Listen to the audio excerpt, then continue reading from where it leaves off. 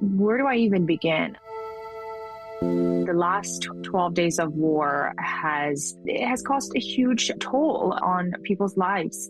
Both Iran and Israel, civilians in both countries have been affected. And I don't think there is a single person in that region who would say bombs and strikes are the answer to peace, security, and stability. This is Global Insights by Network 2020. In part 2 of our special series on the Iran-Israel conflict, we turn our attention to the Iranian perspective, one often lost amid headlines. Nearly 3 weeks have passed since Israel launched preemptive airstrikes against Iranian nuclear facilities, pulling the two nations into conflict and prompting U.S. involvement. While a fragile ceasefire is now in place, its future remains uncertain. But beyond geopolitics, what does this conflict mean for the ordinary people of Iran, whose stories rarely reach the international stage? Today, we hear directly from journalist Tara Kangarlou, author of The Heartbeat of Iran, who shares intimate perspectives from Iranians caught between their own government's actions and external pressures. What do Iranians truly think about this war, their government, and the role of the United States? Imagine a large, vibrant country, right? So capable, but choked and isolated, right? So they are just stuck and they truly feel abandoned. If you missed part 1 of this discussion, where we explored Israel's strategy and U.S. involvement with Dr. Michael Koplow, you can click on the link in the description to listen to it now. Welcome, everyone who is listening. My name is Courtney Doggard. I'm the president of Network 2020, which is a nonprofit based in New York. And we really try to have a lot of conversations that illuminate some of the intricacies of international affairs. Today, we are here with Tara Kangarlou, who is a global affairs journalist, author of The Heartbeat of Iran, and adjunct professor at Georgetown University.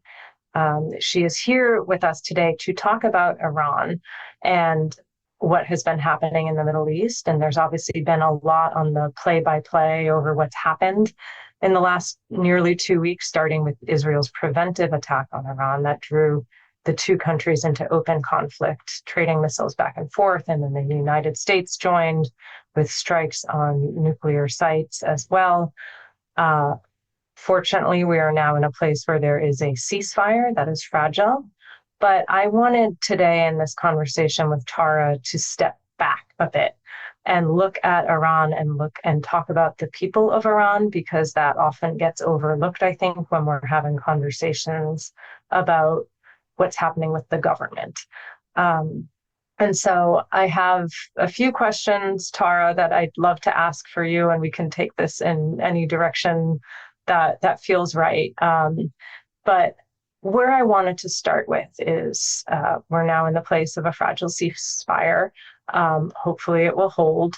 But during the last nearly 2 weeks, ordinary people in the region, your friends and family, you're from Iran originally, have been pulled into this open conflict. So could you just talk to us about the range of Iranians that you have been in touch with and what the mood has been for them? Thanks so much, Courtney, for the conversation. And of course, Network 2020, you guys have always been really leading discussions on the nuances and the depth and really the realities on the ground, wherever that is. So I very much appreciate this discussion. Where do I even begin? Listen, Courtney, the last 12 days of war it has caused a huge toll on people's lives, people's livelihoods, on both sides, I will say. Listen, both Iran and Israel, civilians in both countries have been affected. And I don't think there is a single person in that region who would say bombs and strikes are the answer to peace, security, and stability. And I think this is just the categorical truth. As you mentioned, I was born and raised in Iran. Half of my life, and the second half, as a professional American journalist, I covered the region. Again, Iran is a country of 90 million people, and the majority of them categorically are not happy with the government. But just to put things in perspective, 12 years of war cost more than 500 lives. The Israeli strikes killed 500 people. 90% of them are civilians, ordinary citizens.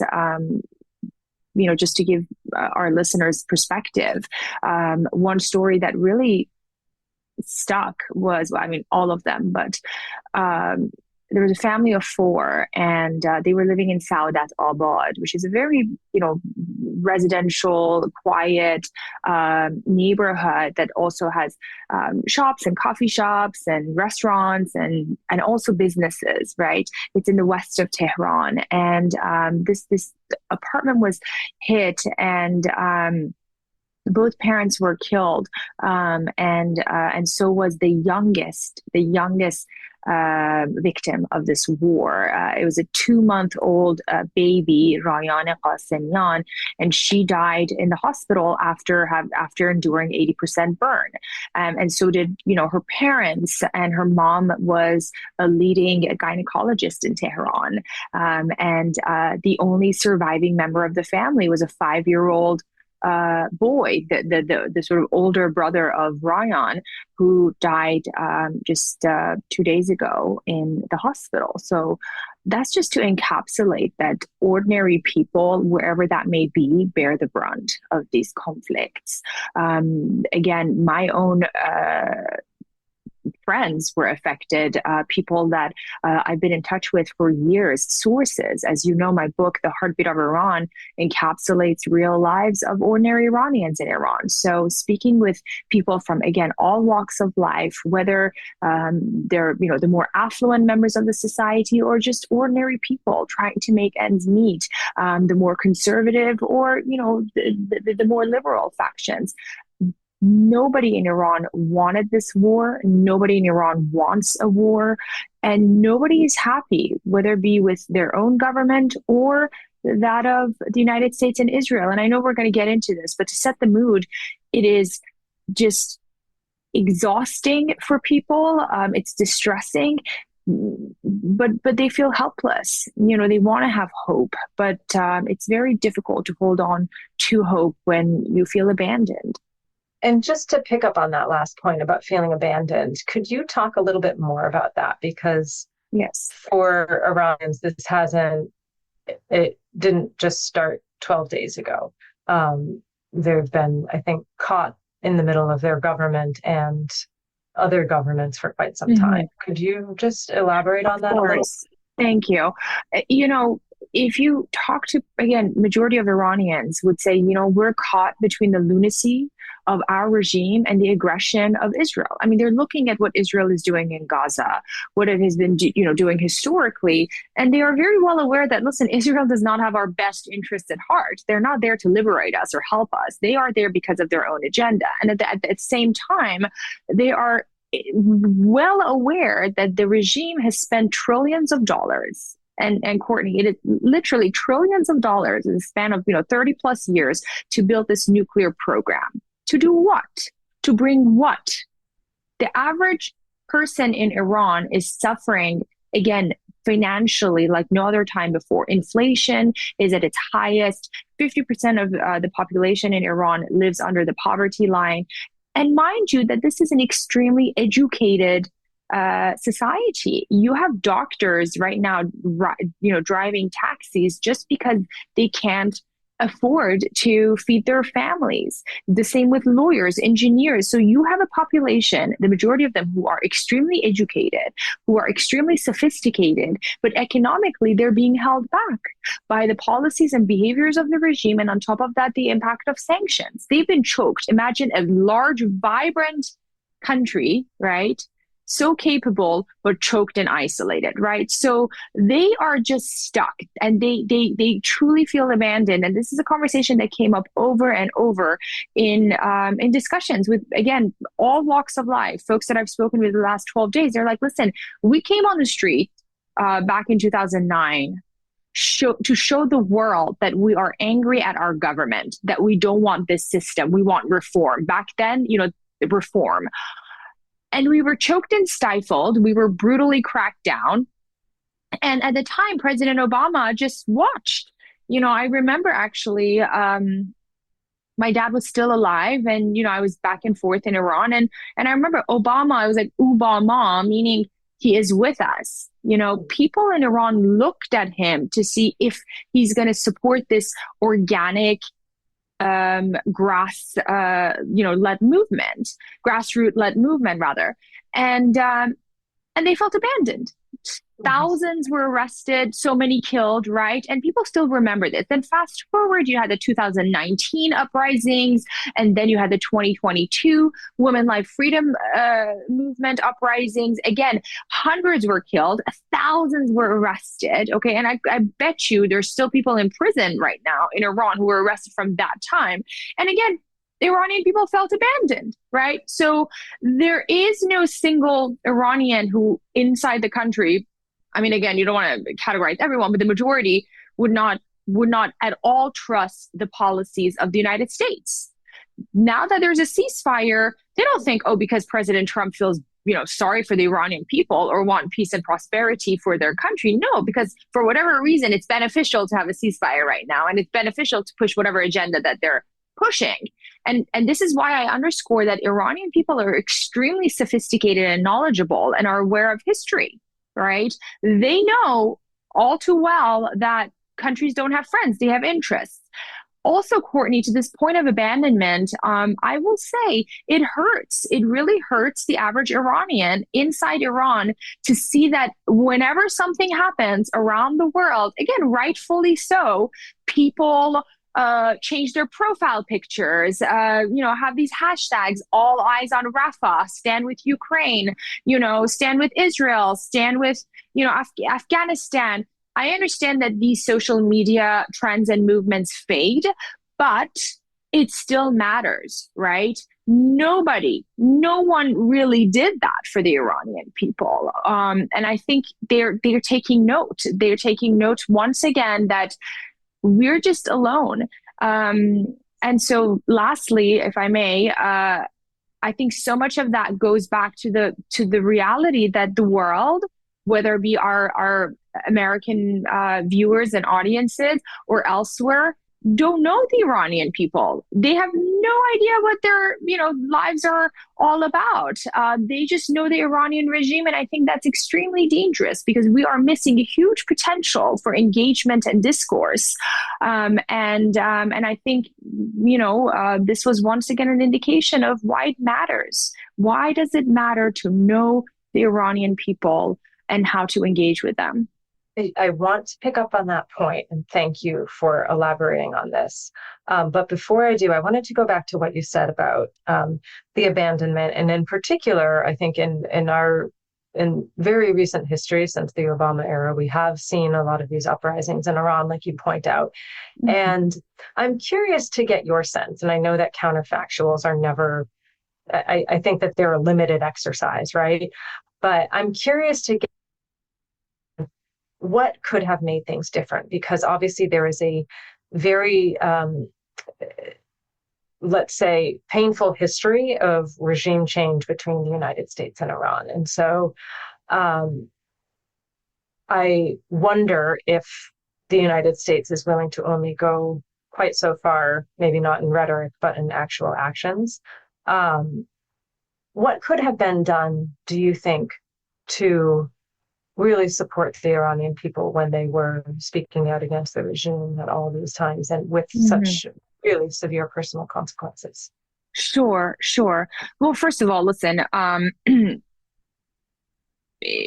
it's only fair and factual to say that the United States has orchestrated coups d'etats and regime changes around the world. I mean, that's just a fact, right? And they did so in Iran in 1953 with their friends, the United Kingdom.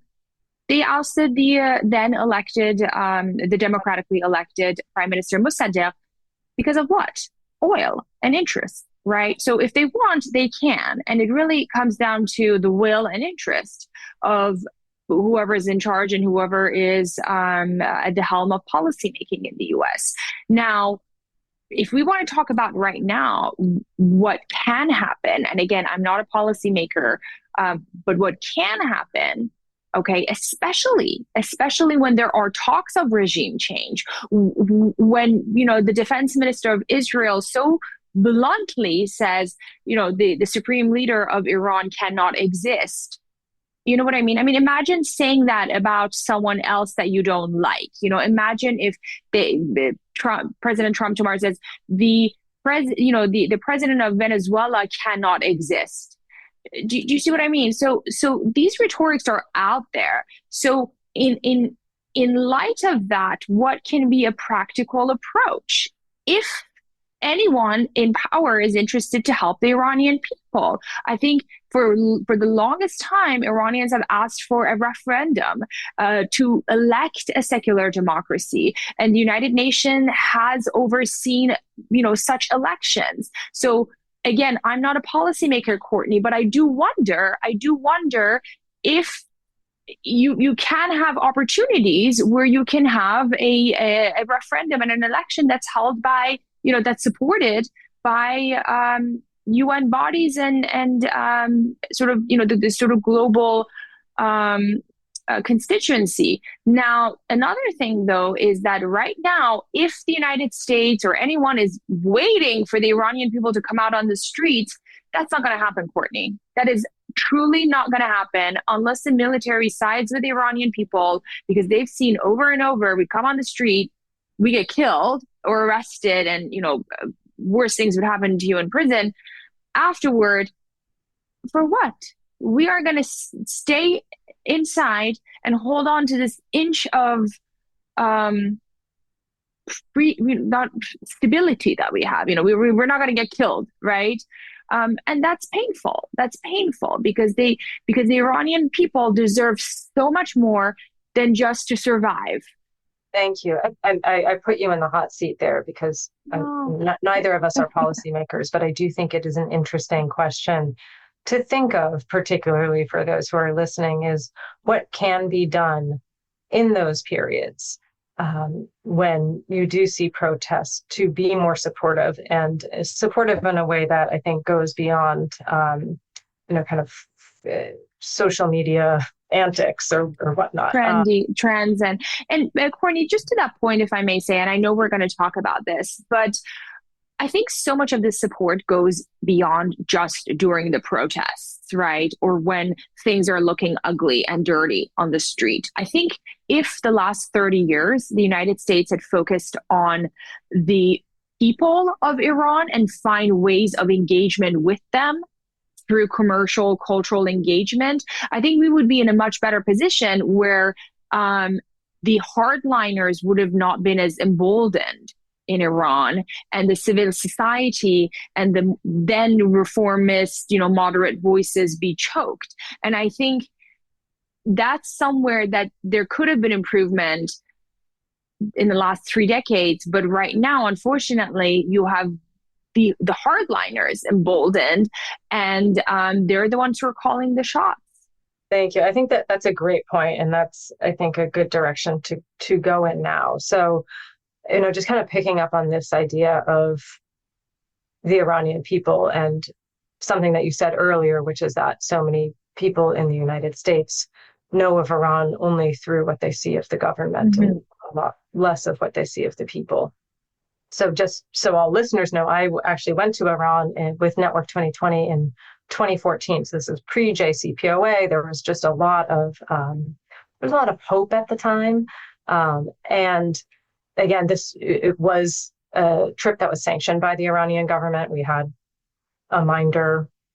So what we saw may have been somewhat limited, but I still think we were able to push the envelope of what we could see and the kinds of people we could interact with. But one of the senses that I got from most of the people I met is that there's sort of this odd, it's almost like maybe not a cultural affinity, but the values are actually a lot more aligned between Iran and the United States. Mm-hmm. There's this entrepreneurial spirit, a bit of openness and tolerance, but also this sort of strange religious conservative underbelly, which I know we also have in the United States. Of course.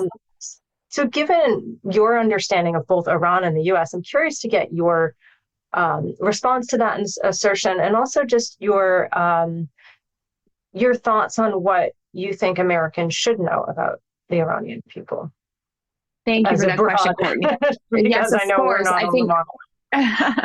no, and I'm going to start with that last point.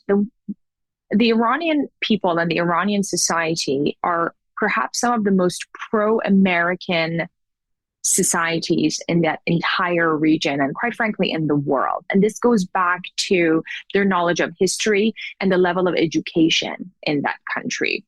And I will say categorically, their hopes and dreams and aspirations and fears truly mirror one another. And that's really what I try to encapsulate in my book, The Heartbeat of Iran, which allows our American readers to get a sense of what goes on in an average Iranian person's mind. What is life like for them? What are the challenges? And realize that it is not a monolithic society. Okay. The same way that we don't have a monolithic society in the United States. We have our liberals and conservatives, and then, the ultra religious factions and the opposite. And this is same with Iran.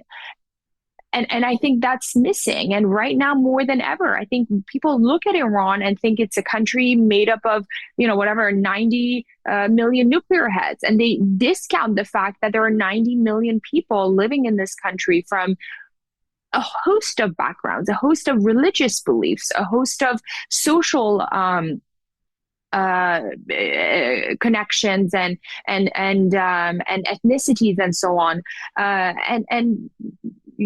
That's really missing. The fact that an engagement with Iran is actually going to be equally beneficial to those in the United States. This is a country that can have the potential of trillions of dollars in commercial engagement with the region, but also the United States. Courtney, for every single startup and tech that's available in the United States, the equal of that exists in Iran. So we have what? We have our Amazon, Uber, DoorDash, you name it, whatever you can think of that you have on your app. These Iranian kids have created it in Iran under sanctions, okay, as well as socioeconomic restrictions, in the best way that they can. So the talent is there. The education is there. I remember I did a piece when I was with Al Jazeera America in Iran in 2015, and I went to this startup company, and I interviewed, a bunch of these young, tech engineers. And I said, if you could meet anyone in the United States, who would that be? Who's your hero? Who's your tech icon? And this is 2015. And you know what they said? 90% of them said Elon Musk. And so this is a society that wants to belong to the world. It wants to engage. And this is something that, I usually can't talk about on sort of TV interviews because I usually have 3 minutes or 4, or it's short. But Courtney, right now, 2 weeks ago before the war started, again, despite the categorical repression and corruption of the Islamic regime, okay, that is resented by the majority of Iranians, life was going on. People would go to restaurants, coffee shops, parties. In the streets of Tehran, you have women walk the street without the scarf, without the head, without the hijab.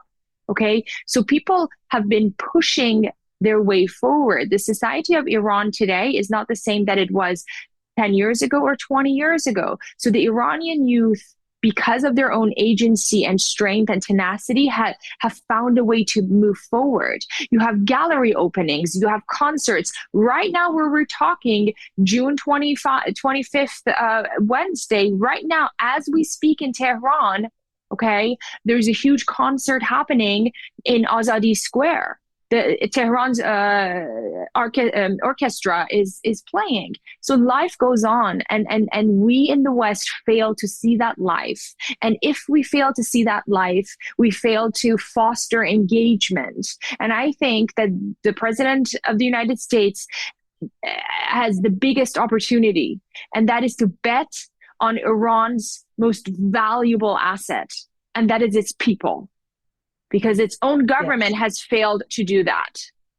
Yes, I think it's really interesting. I remember when I was in Iran, I was there at the time of, I think it was sort of like a Tehran Art Open, and the art scene in Iran is phenomenal because, oddly enough, because I think of the censorship, from what I understand, people have had to the artists have become incredibly creative in sort of their technical talent and their expression. And the artwork is just really unbelievable. And like you said, I think artists as well know how to push the envelope, and life goes on, I think, in a way that is incredibly interesting, and that there is a lot of affinity. And even in the business world, I think that's something that we heard when we were in Iran. I don't know if it holds true. This is a little over 10 years ago, but I don't see why it wouldn't. And that was that Iranians wanted to buy American products, or companies wanted contracts with American companies,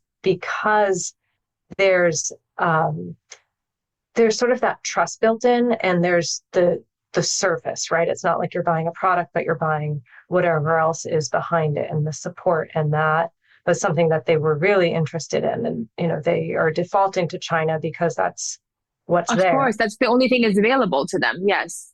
Right. But they really wanted to buy American. And so I think that is an interesting opportunity. Of course, now we're in this age of tariffs, but that's a whole other conversation. I wanted to just talk a little bit about your book as well. And because I think you chronicle a lot of interesting people in it. And just for listeners who haven't read the book, and it's been some time since I read it, but as I recall, you've profiled people, interviewed people ranging from a top female race car driver to a rabbi to someone who grew up in a very religious family. Would you mind just sharing just a couple of glimpses of some of the people that you profiled? And is there anyone in particular who stands out as sort of emblematic, or that feels appropriate to talk about it at this particular moment? Oh, thank you. Great question. A few come to mind, but briefly on the book, it goes back to the discussion that we've been having, that when we start to know our counterpart, okay, that's when fear and stereotypes are dismantled. And I think we desperately need that between the Iranian people and their American counterparts. We need our American friends in the United States to take a look at Iran through the lens and potential and strength of the people. And I think that's critical. And that's when change and progress truly can happen. I mean, again, I go back to the point I made earlier. I think President Trump right now has an enormous opportunity, that right now there's a ceasefire. There clearly are no talks of regime change. Again, we don't know. Things evolve super fast. But you know what? If the status quo is going to maintain, meaning that the regime is there's no change, but there's some sort of engagement, the Iranian people are extremely terrified that a wounded Islamic regime is going to backfire domestically, right? As someone said to me in Iran a few days ago, he said, listen, there's nothing more dangerous than an angry lunatic, right? And we are afraid that they're going to take out their humiliation and anger on us. So what was all of this for? And that's why I say, if the president of the United States is interested in some form of talks and engagement in Iran, he should put the people of Iran on the forefront, because that's going to be a win-win for everyone. And on that note, you know, when it comes to my book, I try to encapsulate the diversity of this country and the richness of Iran, because it's in that richness that potential grows. And you know, one story, it's actually the first chapter. And, okay, I'll share it, but it's actually, you know, the story of my grandmother. This is a woman who has lived through, you know, the Second World War. She lived through the revolution, the constitutional revolution, then the Islamic revolution. I mean, she's seen so much in her life. And in her final years, she wanted to stay in her home. You know, she didn't want to leave because it's home and that sense of belonging. And this is something that we saw among so many Iranians this past 12 days, that you know, they rallied around not just the flag in a sense of their government or the regime, but they rallied around that this togetherness, this civil society, that we have each other and we have our own country. And if only we are given, or rather, if we are allowed to take back our own power, okay? Some of Iran's brightest are in prison right now, journalists, activists, authors, people who can be decision makers in that society.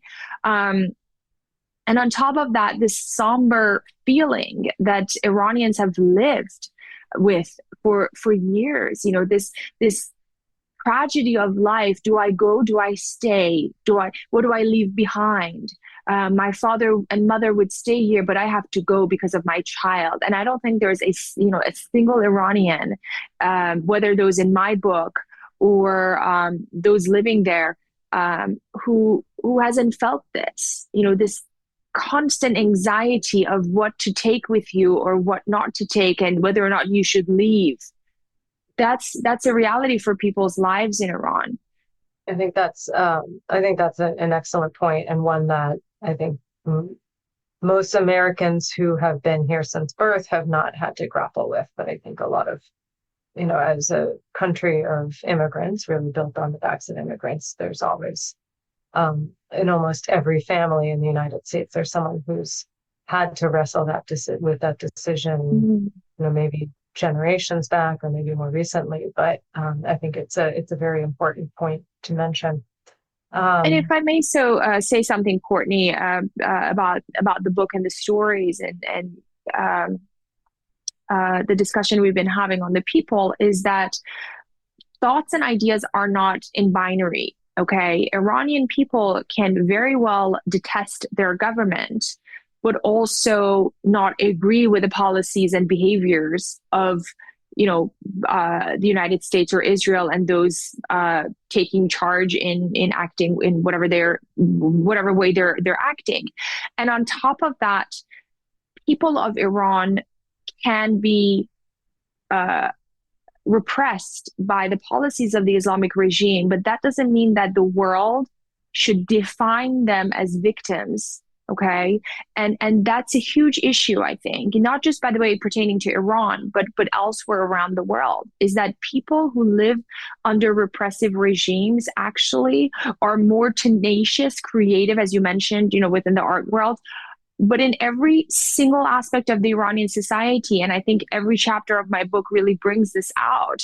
These are extremely tenacious, creative, ambitious, passionate people who actually have something to say and contribute despite everything else, despite this oppressive government that oversees all aspects of their lives. And I think that's, again, an opportunity that, my goodness, there's this vibrant society that has got to this point, and imagine where they can go if only given that opportunity. Well, I think you've given us a lot of food for thought, as well as really important texture to understanding the people of Iran. I know, for one, I remember years ago just trying to think about, how could we promote more people-to-people dialogue between Americans and Iranians. And you've re-put that thought in my head, because at the time I heard from people that there just really wasn't a space for that. But like you said, it would be wonderful if that space could be opened up again, because I think it would be very worthwhile. Yes, I do agree. Anything else you think we should know about the current situation, or what's on minds? I just want to echo that. And I think it's important to engage somehow with people inside Iran, not to wait for people who have fled or have lived experiences in the United States. Of course, those voices are extremely valued, but it's the people inside Iran who are living that life and who are living those experiences. And it is 100% worth our efforts in the United States to find ways of engagement, because it is only through that engagement that understanding would ensue, and therefore empathy. And, 10 years from now, if there's, another government who wants to drop a bomb somewhere or engage in aggression, people would rise because they have that empathy, they have that affinity, they have that connection with the people whose lives are going to be affected. And I think this is a reality and truth that can apply to many other countries, right? I just want to thank you for the opportunity and the work you do. And the last thing I would want to leave our listeners with is that the Iranian society is one of the most pro-American societies in that entire region, and the contribution that they can make, not just to their own country, but the entirety of the Middle East and to the United States, is tremendous, unlike anything that we have seen in the world, really, in the last, I would say modern history. Well, thank you, Tara. I really appreciate your taking the time today. I know it's been an exhausting nearly 2 weeks for you and for friends and family and for everyone in the region. So thank you. I appreciate it. I will keep thinking about whether or not there's, whether there are opportunities and where they might be for more direct people-to-people engagement, because that is something, someone who comes from public diplomacy in the State Department, and looking at what's in the upcoming budget and seeing that public diplomacy and people-to-people exchanges are something that might not survive through funding. I think it will be imperative for other, whether it's people, private philanthropy, foundations, to find a way to support that kind of engagement. So, thank you, Tara. Courtney. Thank you.